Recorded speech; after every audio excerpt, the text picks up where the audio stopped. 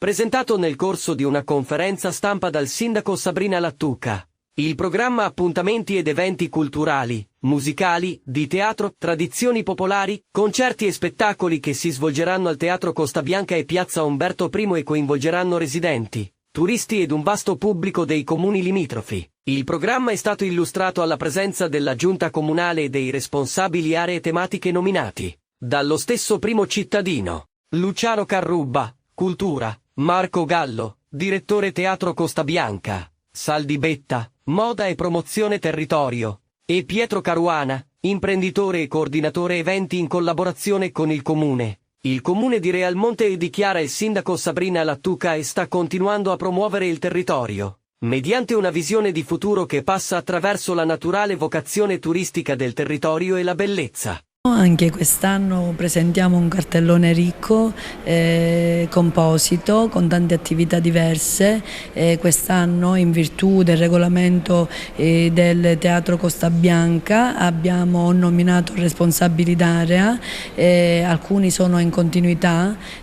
come per esempio il professore Carrubba che porta avanti per il Comune la rassegna Memoria e Patrimonio, altri come Pietro Caruana, che già l'anno scorso ha effettuato delle attività per il comune di Realmonte, altri sono new entry e sono Saldi Betta e Marco Gallo. Anche per quest'ultimo in verità aveva già realizzato un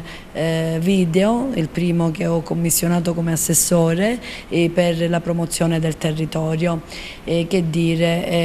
Ho chiesto a questi tecnici esperti con grande professionalità di accompagnare l'amministrazione in un percorso nella via della bellezza, lo diciamo sempre, per la crescita e la promozione territoriale in vista anche di Agrigento Capitale della Cultura 2025. Quest'anno abbiamo raggiunto tantissimi obiettivi, lo diciamo sempre, abbiamo acquisito dopo 10 anni la Scala dei Turchi, dopo soli 3 mesi abbiamo ottenuto una legge regionale per l'istituzione della Fondazione Scala dei Turchi e a 5 mesi dall'acquisizione abbiamo riaperto, seppur in modo contingentato, l'area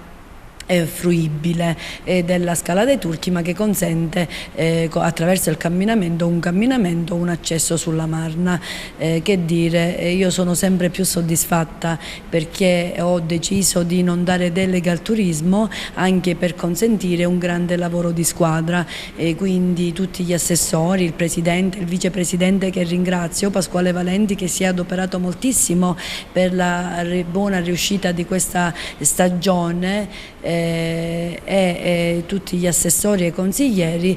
A tutti ho chiesto una collaborazione, un grande lavoro di squadra, tutti insieme, per crescere in un territorio meraviglioso che ha una grande responsabilità, perché è appunto la città della Scala dei Turchi, un emblema della Sicilia bella, pulita, fiera, onesta, che ha 5.600.000 anni, candidata a diventare bene UNESCO, e dall'altra parte è riconosciuta come geosito recentemente. Se pensate che i geositi sono solo 2 in Italia e solo 100 in tutto il mondo,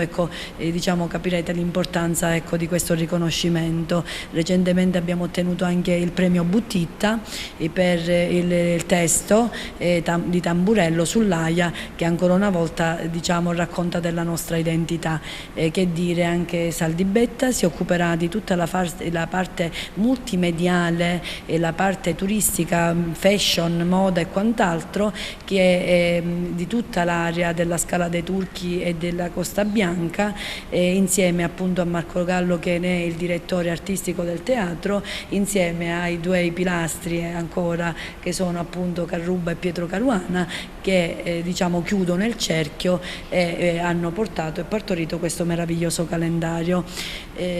Parte il 19 luglio e finisce il 15 di settembre. In realtà noi come Comune non siamo partiti adesso, perché abbiamo già fatto Euterpe attraverso un protocollo d'intesa, la